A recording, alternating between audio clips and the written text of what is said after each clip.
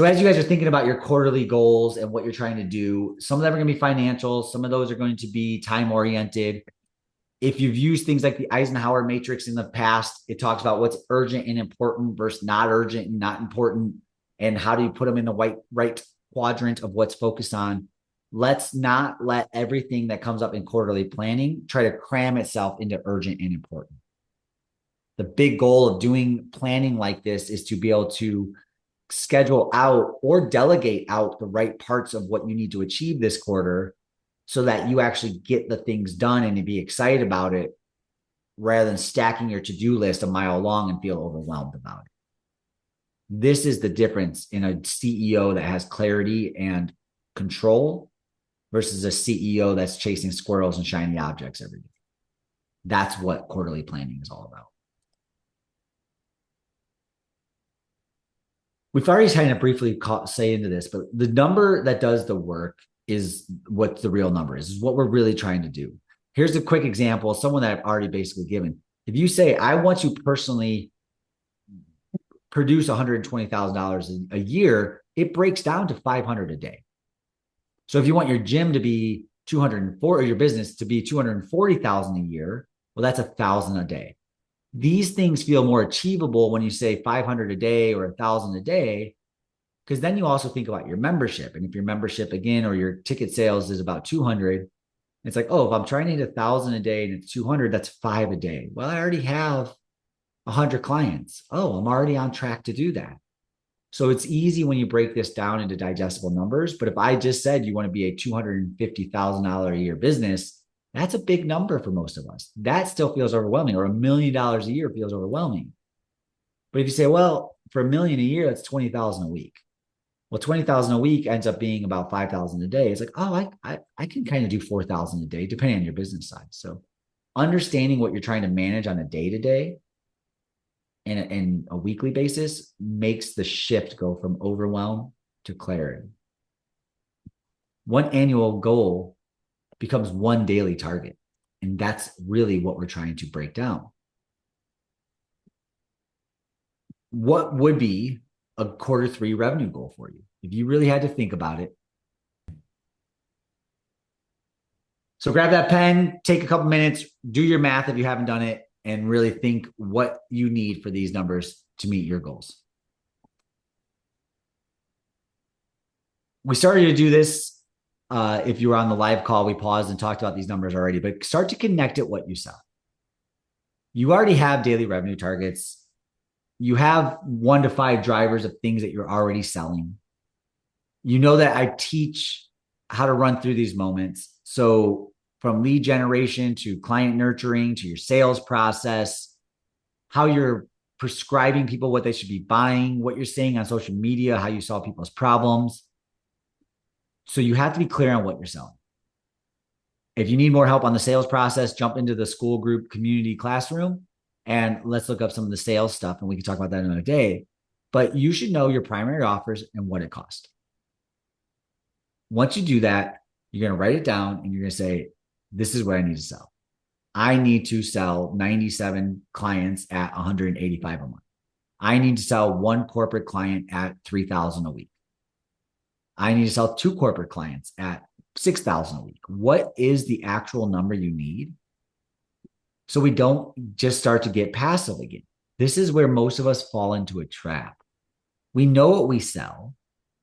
We know what we want to do, but we let each week pass us by going, shit, another unsuccessful week. Instead of spinning it to proactivity and saying, you know what? Mondays I call, Tuesdays I text, Wednesdays I follow up with old leads. I go connect. I go to a networking event at least once a month. I go get uncomfortable in different situations. I work with our staff, and our staff does these things. You need to read out what you actually are trying to sell and what that math looks like and get honest with it. You know, you've heard me say this. You guys have been working with me long enough, but no one's coming to save you.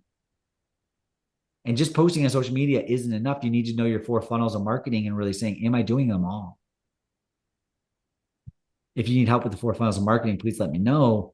That also has another full Zoom recording in the classroom. But you need to know what do you do for your social media? Are you thinking about paid ads yet? Are you boosting posts from time to time? Are you doing organic stuff on your blog and your website that we talked about in the past?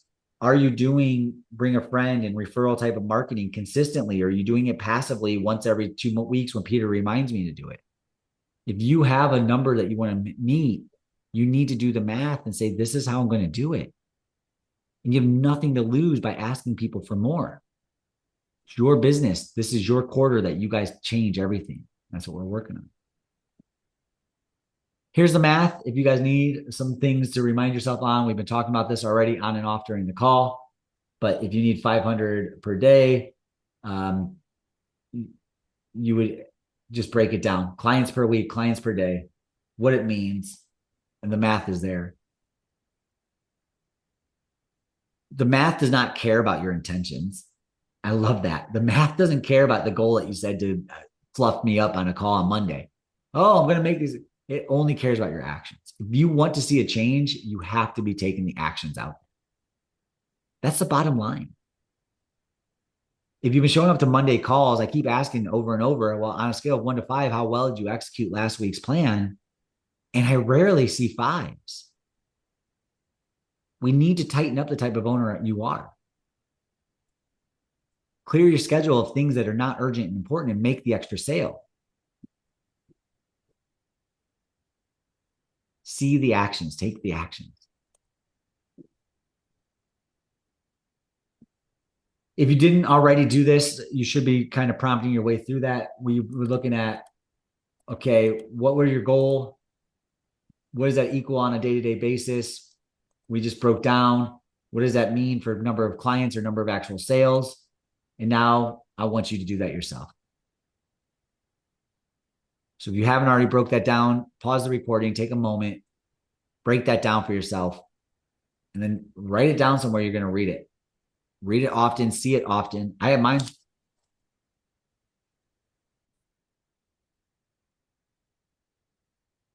As often is in a lot of our calls, I really want you guys to write down these numbers. Put it in a sentence, put it on a note card right in front of you. To hit my goal, I need this many new clients per week at this much sales.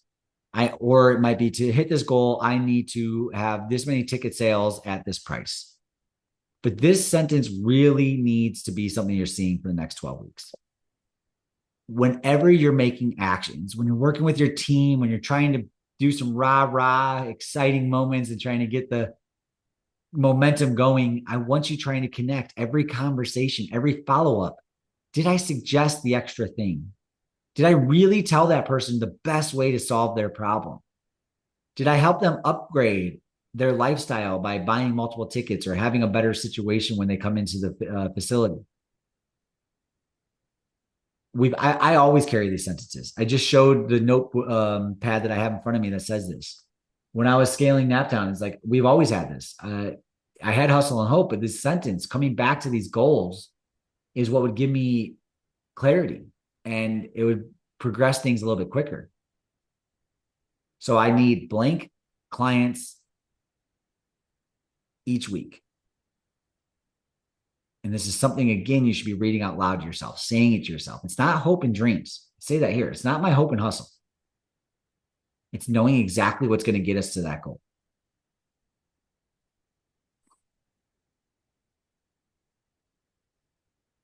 So I really would like you guys to try to build your sprints.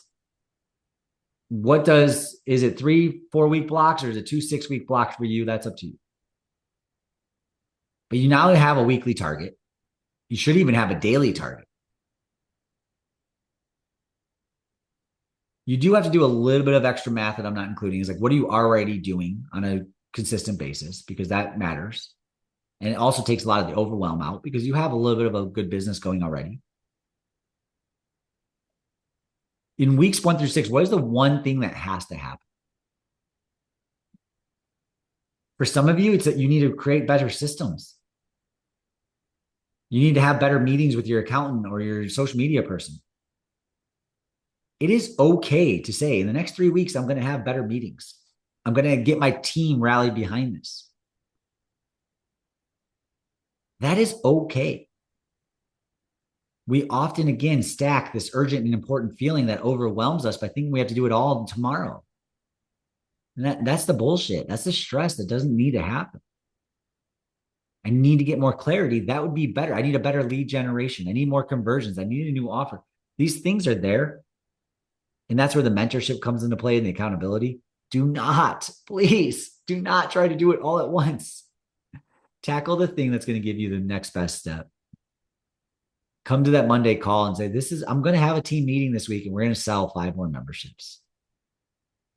Then on the back half, either in the second 4 weeks or the second 6 weeks, now you can talk about the numbers. Now you can say, this is what I'm going to deliver on if you fix some systems. So write it down, break it into either 3 4 week chunks or 2 6 week chunks. Think about that word or phrase that we talked about. I need blank new clients per week at blank money. And what's the thing that needs to happen first? And what needs to happen second? Here's your 3 actions for today. If you haven't already done it, I know I've seen a lot of head nods on the live call. If you're watching this recording, think about what the actions are. Have you written down a sentence and put it somewhere you're going to see it every day? Your sticky note, your bedroom mirror, your car dashboard. Where are you going to put it? Then go look at your systems, look at your offer. Are you actually selling to the right niche? Make sure your math works. If the math doesn't work, thank you for carrying him the live call, telling me that I broke her math. The math doesn't work. Let's work on that first. Double check the numbers and then make sure it converts. And when you look at your priorities, your to-do list, make sure that your revenue and time-focused activities are first. Have more conversations with people that are going to bring you more revenue and more opportunities.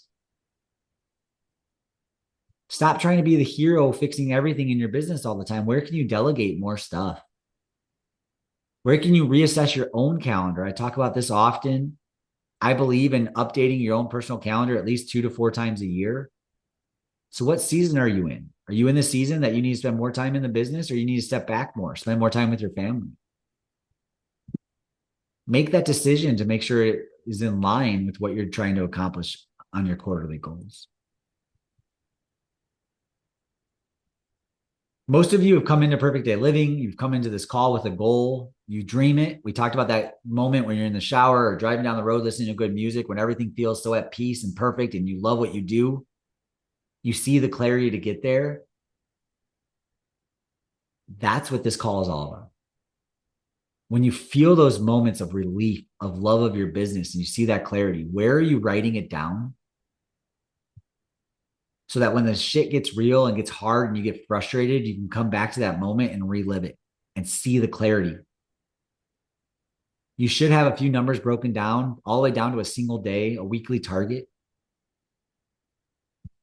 Ideally, that's broken down now into the concepts that you can do this either in 3 4 week blocks or 2 6 week blocks and carry it out. Really, ideally, hopefully you're going to show up to a Monday call and you're already going to be basically done with the call before it even starts, because you're going to say, yeah, according to my quarterly plan, this is the shit I'm doing this week. This is the numbers I need. I am the type of owner who hits these numbers on a weekly basis and executes my marketing plan. I am the type of owner that tells someone exactly what they need to buy from my business, because that's what they need to buy in order to solve their problems and live their life. Love your business again by taking control of your business. I lived it. I lived it when I owned our gym. I ebbed and flowed all the time. I live it now with Perfect Day Living. I ebb and flow. But if someone holds me accountable, which I have mentorship for, I always step up. Even honestly, guys, a lot of times when I'm teaching you guys this stuff, I go and execute the plan the next week because I usually have gaps in it. So this is exactly what's happening for you. Let me hold you accountable and execute your plan. We're already in quarter 3. It started. So go run your game plan.